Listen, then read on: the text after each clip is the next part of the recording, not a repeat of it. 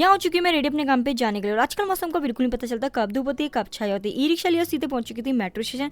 यहाँ से भी मुझे चेंज करके दूसरी मेट्रो लेनी है। तो मम्मी ने भेजी थी कुछ सैलेड कुछ फ्रूट्स भेजे, तो वो खाया। उसके बाद मेट्रो चेंज करने के लिए भाई 1000 स्टेप चल के जाना था।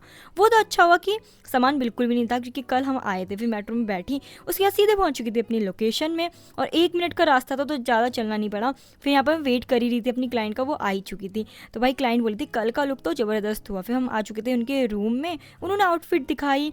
और फिर मम्मा और डॉटर, आज इनके ब्रदर की वेडिंग है, तो मैंने इनका हेयर करना स्टार्ट कर ही लिया था। और बाहर का व्यू तो क्या ज़बरदस्त था, एयरपोर्ट दिख रहा था सामने से ही। इन्होंने बोला मुझे हेयर में कुछ ज़्यादा नहीं चाहिए शिप्रा।